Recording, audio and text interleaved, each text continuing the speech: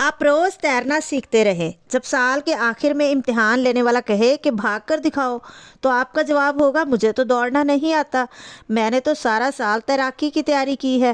اسی طرح بہت سارے بچے جیسی تیاری کرتے رہتے ہیں، ان کی وہ چیزیں چیک ہی نہیں ہونی ہوتی کہ جن پر ان کی کامیابی کا دار و مدار ہے۔ تو سب سے پہلے سوال تیار ہوتا ہے، اس کے ساتھ ہی ایک جوابی گائیڈ تیار ہوتی ہے۔ سوال اور گائیڈ دونوں بورڈ میں دی جاتی ہیں تاکہ جب پیپر چیک کیا جائے تو اس جواب کو مد نظر رکھ کر چیک کیا جائے۔ بچوں میں ایک سوچ یہ بھی پائی جاتی ہے کہ امتحان لینے والا میرا دشمن ہے، حالانکہ ایسا نہیں ہے، اس کا کام تو صرف پیپر چیک کرنا ہوتا ہے۔ اگر اچھا پیپر ہے تو نمبر مل جاتے ہیں اور اگر نہیں تو پھر نمبر نہیں ملتے۔ ایسے بہت سارے بچے ہیں جنہوں نے مشکل حالات میں بھی اچھے نمبر لیے۔ اس کا مطلب ہے اگر ہر بچہ سوالوں کے صحیح جواب دے تو اچھے نمبر آ سکتے ہیں۔ امتحان لینے والے کو یہ پتہ نہیں ہوتا کہ یہ کس کا پیپر ہے، اس کو تو صرف یہ پتہ لگتا ہے کہ یہ کسی لائق طالب علم کا پیپر ہے یا نالائق طالب علم کا۔ یہ ایسے ہی ہے جیسے آپ خون کا ٹیسٹ دیں تو ساتھ تصویر نہیں جاتی، لیکن جب رپورٹ آتی ہے تو وہ آپ کے خون کی ہوتی ہے۔ اسی طرح جو نتیجہ آتا ہے وہ آپ کا ہی ہوتا ہے۔ اب میں آپ کو کچھ ایسی چیزیں بتاؤں گی جن کا بچے خیال نہیں رکھتے اور پھر ان کے نمبر کم آتے ہیں۔ تو سب سے پہلی چیز جو ہے وہ ہے پیپر پریزنٹیشن، یعنی آپ کا پیپر دکھنے میں کیسا لگ رہا ہے۔ امتحان لینے والا یہ دیکھتا ہے کہ بچے نے پیپر کس طرح پیش کیا ہے۔ یاد رکھیے، اگر آپ کو پیپر پیش کرنا نہیں آتا تو آپ جتنے مرضی لائق ہیں نمبر اچھے نہیں لے سکتے۔ پاس ہو جائیں گے، گزارا بھی ہو جائے گا، مگر A1 پر جانے کے لیے آپ کو پرچہ بہت اچھا پیش کرنا آنا چاہیے۔ امتحان دیکھنے والا دیکھتا ہے کہ بچے نے لائنیں لگائی ہیں، کیا لائن ایک سائڈ پر تو نہیں لگائی، کیا لائن سیدھی اور خوبصورت ہے۔ بچہ پیپر چیک کرنے والے کو پیپر چیک کرنے میں جتنی سہولت دے گا اتنے ہی زیادہ نمبر لے گا۔ سوال نمبر صحیح جگہ پر لکھیے، ہیڈنگ صحیح جگہ ڈالیے، جو سوال پوچھا گیا ہے صرف اسی کا جواب دے، غیر ضروری جواب نہ دے۔ جتنے سوالوں کے جواب مانگے گئے ہیں صرف اتنے ہی سوالوں کے جواب دیں۔ مثال کے طور پہ 8 سوالوں میں سے 4 کے جواب دینے ہیں اور آپ 5 کے دے آئے ہیں۔ آپ یہ سوچ کر زیادہ جواب دیتے ہیں کہ شاید امتحان لینے والا 5 کو چیک کر کے ان میں سے جو 4 سب سے اچھے ہیں ان کے نمبر لگائے گا۔ ایسا نہیں ہے، وہاں اصول یہ ہے کہ پہلے 4 کو چیک کرنا ہے، اگر 5واں ہے تو اس کو کراس کر دے، کیونکہ پوچھا ہی 4 کا گیا ہے تو پہلے 4 کوسچن کے آنسر ہی چیک ہوں گے۔ اچھا، دوسری بات ہے صفائی اور لکھائی، یعنی آپ کی رائٹنگ جو ہے وہ نیٹ ہونی چاہیے۔ امتحان لینے والا یہ دیکھتا ہے کہ بچے نے پیپر کتنا صاف ستھرا رکھا ہے۔ بچوں کو پیپر صاف رکھنا ہی نہیں آتا۔ کئی بچوں کے پیپر پر جگہ جگہ سیاہی گری ہوتی ہے، کئی بچوں کے ڈائیگرام صحیح نہیں ہوتے۔ پرچہ ہمیشہ معیاری ہونا چاہیے، ڈائیگرام مناسب سائز کا ہونا چاہیے، ڈائیگرام چھوٹی اور درمیان میں ہو۔ امتحان لینے والا چاہتا ہے کہ پیپر پڑھنے کے قابل ہو، اس لیے صاف ستھرا لکھا ہونا چاہیے۔ وہ یہ بھی دیکھتا ہے کہ اگر صاف لکھا ہوگا تو مجھے پڑھنے میں آسانی ہوگی۔ جس کی لکھائی صاف نہیں ہوتی اس کے لیے امتحان لینے والے کی اپروچ اچھی نہیں ہوتی۔ پیپر میں آپ نظر نہیں آتے بلکہ آپ کی لکھائی نظر آتی ہے۔ اگر آپ کی لکھائی اچھی ہے تو پھر آپ کے نمبر بھی اچھے آئیں گے۔ تیسرا پوائنٹ ہے زیادہ شیٹیں۔ امتحانی پیپر چیک کرنے والا بلا وجہ شیٹیں لگانے والے کو پسند نہیں کرتا۔ وہ ایک استاد ہے، اس نے بچوں سے زیادہ پڑھایا ہوتا ہے، اس کا بچے کی عمر سے زیادہ پیپر چیک کرنے کا تجربہ ہوتا ہے۔ بورڈ نے صرف اسے پیپر چیک کرنے کے لیے رکھا ہوتا ہے۔ بے وجہ شیٹیں لگانے کی وجہ یہ ہوتی ہے کہ بچے نے پیپر کی دونوں سائڈوں پر بہت زیادہ جگہ چھوڑی ہوتی ہے، درمیان میں جو جگہ لکھنے والی ہوتی ہے اس میں بھی تھوڑا تھوڑا لکھا ہوتا ہے، پھر وہ ایک ایک لائن چھوڑ کر لکھتا ہے۔ صفحے کے شروع میں جب جواب ختم ہوتا ہے تو اگلے صفحے پر جواب لکھا ہوتا ہے، پورا صفحہ خالی چھوڑ دیا جاتا ہے۔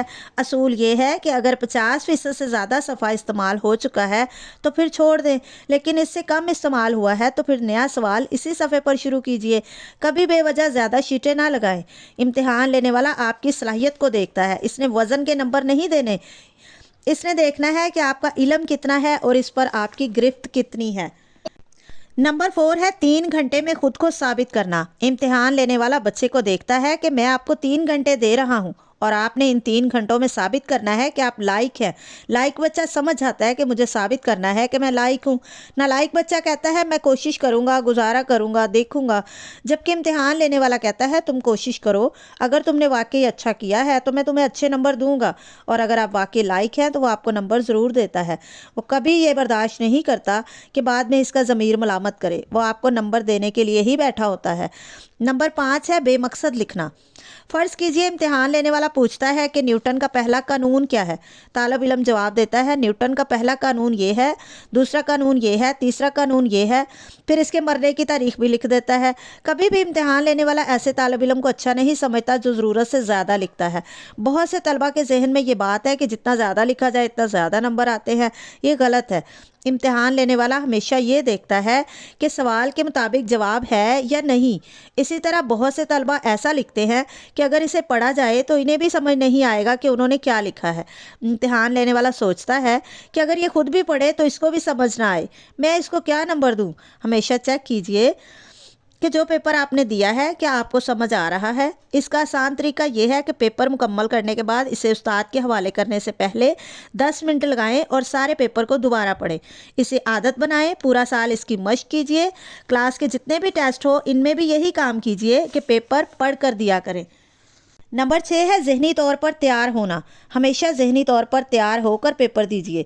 امتحان لینے والے کو وہ بچہ متاثر کرے گا جو پہلے سے تیار ہوگا کہ مجھے اچھے نمبر لینے ہیں، مجھے گزارا نہیں کرنا، مجھے پہلے سے تیاری رکھنی ہے، مجھے پریکٹس پہلے سے کرنی ہے تاکہ پیپر میں مجھے کسی تنگی اور مشکل کا سامنا نہ کرنا پڑے۔